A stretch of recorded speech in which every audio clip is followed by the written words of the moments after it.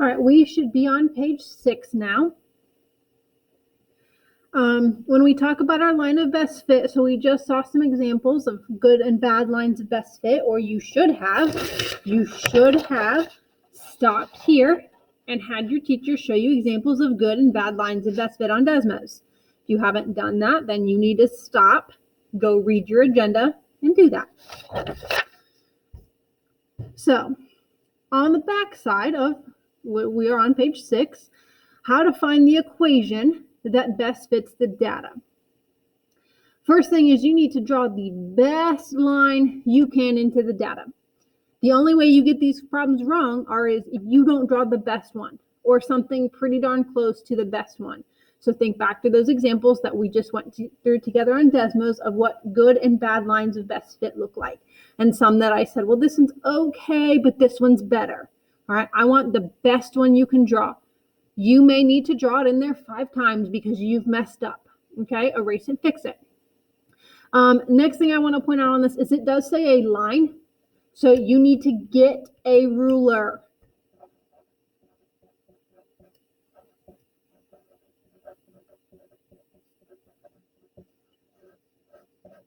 If you do not know where the rulers are, ask Mrs. Mullen and she will point it out to you. Okay, but you need a ruler. You have to draw your line with a ruler. After you have the best line in there that you can draw, you're going to use that line to calculate your slope as accurately as possible. And then you're going to approximate where your y-intercept is, and then plug those into slope-intercept form. Remember that is y equals mx plus b, where m is your slope and b is your y-intercept. So you're going to approximate, you're going to calculate your slope, plug that number in for m, and then approximate your y-intercept, which remember is where your graph crosses the y-axis. That number goes in for b. When you're given multiple choice, similar things, you're going to start with your slope, and you're going to narrow it down based on which equation or equations have a slope similar to yours. It may not come out to be exact. So, for example, when I have 3 as a possible slope. You may have calculated yours to be 3.1. Well, that's similar to 3. But -2 is not similar to 3.1, so you would eliminate option B. So hopefully that narrows down your choices at least a little bit. It might narrow it down completely. It might narrow it down so you know your answer has to be A. Or maybe you have 2 options still or 3 options still. After that, then you're going to select the one from those that have the closest y-intercept to yours. So then you would look at your y-intercept values and see which one is the best from that. Now, to go through this example, you need to have Mrs. Mullen walk you through it individually. I can't do this one with you because when I draw my line and you draw your line, we're going to have different lines, which means we're going to have different slopes. Okay, and so I can't do this one with you on this video. So you need to stop and go through this with Mrs. Mullen.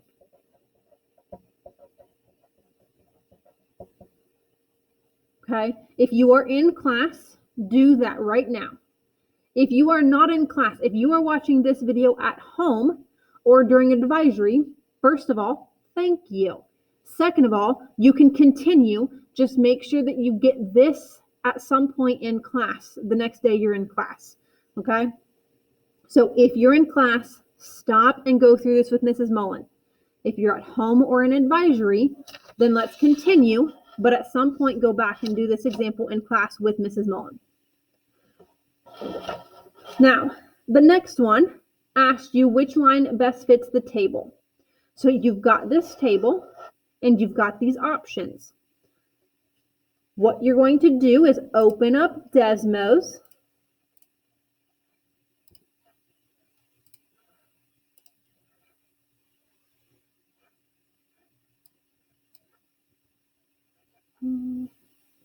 trying to get this to fit my screen better, and it won't. It won't close. Okay. Well, I won't do it that way. I'll just have to read it to you. You're going to go to Desmos, and you're going to do your plus sign and add a table, and then type your table values in that are on your paper. So you've got X is 1, 3, 4, 5, and 7. And your values are Y values are 18, 15, 12, 11, and 9. Now, mine, I can already see some of mine, but you might not be able to see yours. Now, what you should not do is just zoom out. Don't do that. What you should do is go to your wrench, looking at your x-axis. You want to look here at your smallest number is 1. So pick a number less than 1, like 0.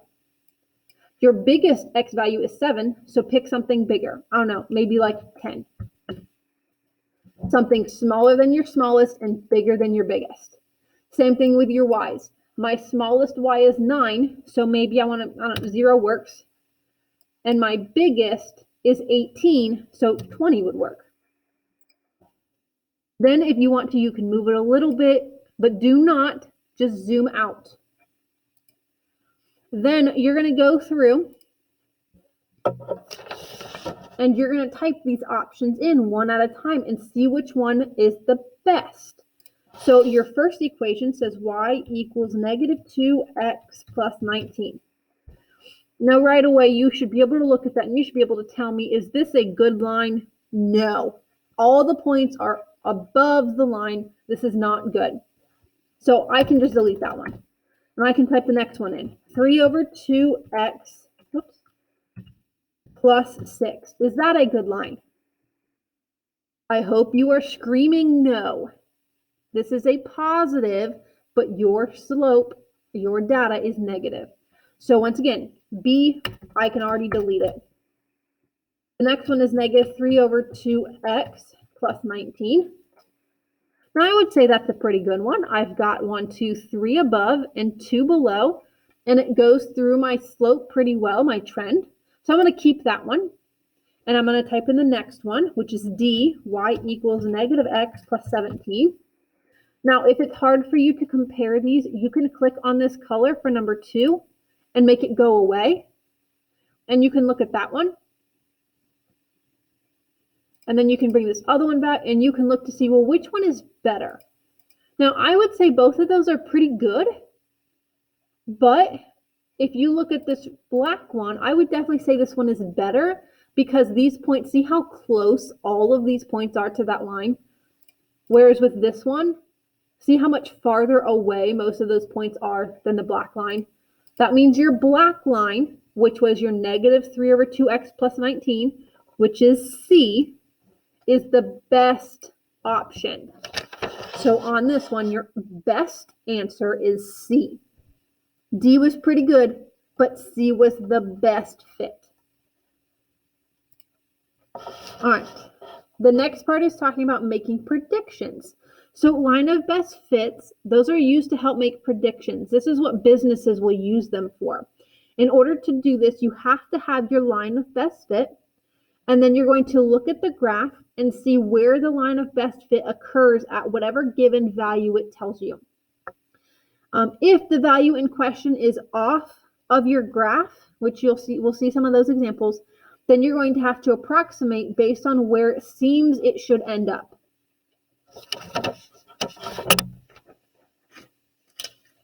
So now we're getting out page 7. Page 7. So it's going to ask us here, what would we predict the words per minute for someone that practices for 12 weeks? So I'm going to come down here at my weeks of practice, and the farthest I see is 10. So I'm going to approximate for 12. Now, what you should do is take your ruler you have and line it up with the line it gave you as best as you can and extend that line. Kind of got off a little bit. You should extend that line.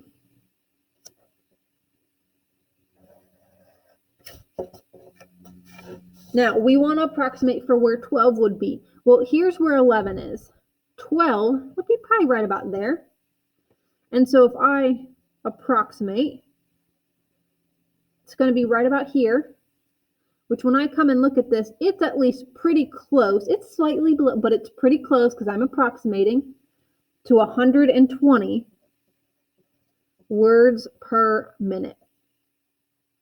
Okay, I don't need you to say that this is 118. I don't need you to not that. If you by fives, 120, 125, or whatever we're counting by here is also typically pretty good. I'm counting by 20, so as long as you're within that 20. Okay.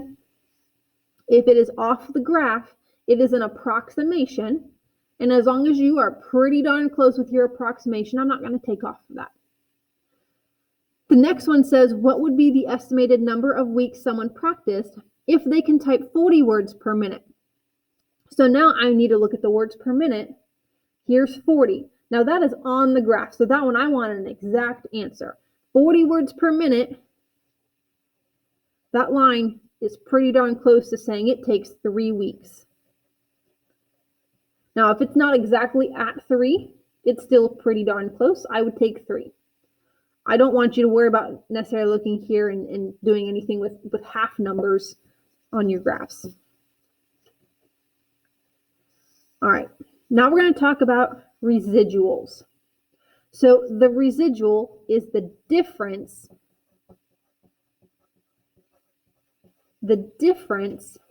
between the observed value of the dependent, remember that's y, the dependent variable, and the predicted value. Now, what does that mean? What are observed and what are predicted? The observed value is the data value that was given. So like up here, right here, this is a data value given. So at 9 weeks, it is 60 words per minute. So 60 is my observed value. The predicted value is found by taking the x value of your data point or the coordinate point that it gave you, like here, my x value is 9, and plugging it into the line of best fit equation. Or if you don't have an equation, you'd be looking here at your graph. So this would be my predicted. And now this is not a great example because I don't know what that is exactly, but that is my predicted as roughly 90. That is your predicted. But typically you're going to find the predicted by taking the x value, plugging it in to the equation of your line of best fit. And we'll see some examples of that in a minute. So once you have your observed and your predicted values, once you have the number that you're observed, which remember is y, and you're also the y value for your predicted, your formula is the residual equals, now remember difference means subtract. So the difference between observed and predicted. So it's the observed minus the predicted.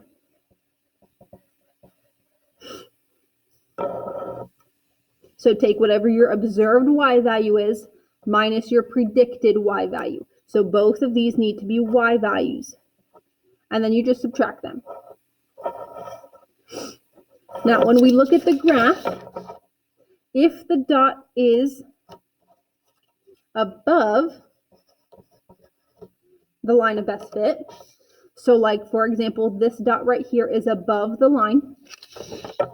If the dot is above the line of best fit, the residual should be positive. Because I'm going to take this y value minus this smaller y value. So I should get a positive answer. So if your dot is above, it's positive.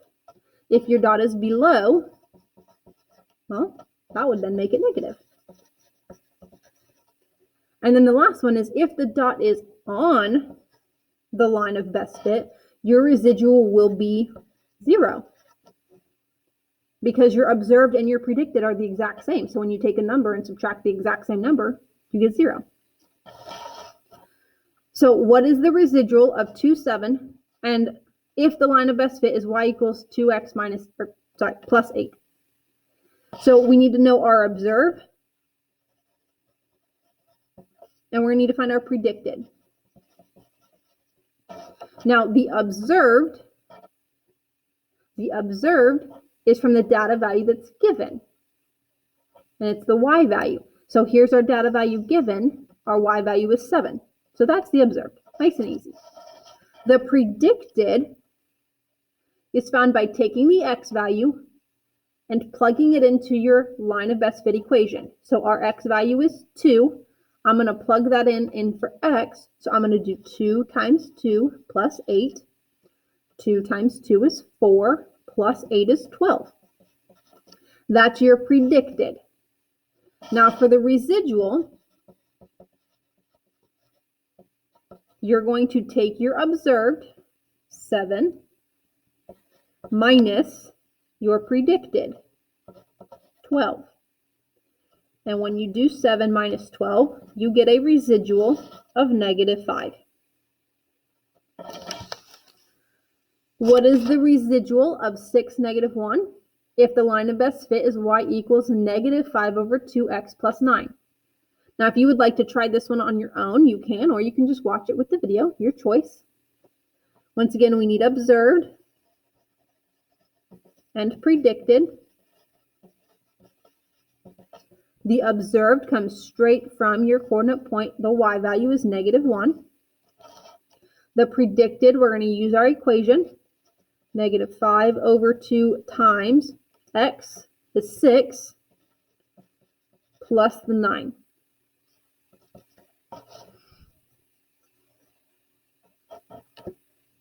Now, this might be something you need to type into Desmos, -5 over 2 times 6 plus 9.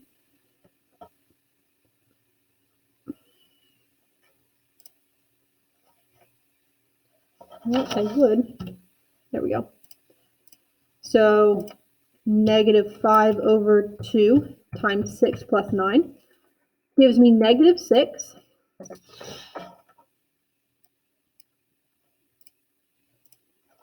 So my predicted is -6. So the residual is my observed, -1, minus my predicted, which is -6. Which two negatives make a positive, so you could just say -1 plus 6 if you would like, which coincidentally also gives me -5. Just by chance that those are the same. Now, the next part asks me what type of residual. So that's coming back here. Is it positive, negative, or 0? So what type of residual is this 1.5, 4? So I'm going to come and look at 1.5, 4. So here's my 1.5, 4. This point is below my line. If it is below the line, what type of what type of residual does that make it? Below the line is negative. The next one is 2, 7.5. So 2, 7.5 is above the line, which makes it positive. And then the last one is 1, 3.5, which is right here, and that is on the line, makes it 0. Now, just a reminder, if you are watching this at home or during advisory, you need to go back and do this example with Mrs. Mullen in class when you get to class. Otherwise, you are continuing on with your practice problems, which starts with page 8.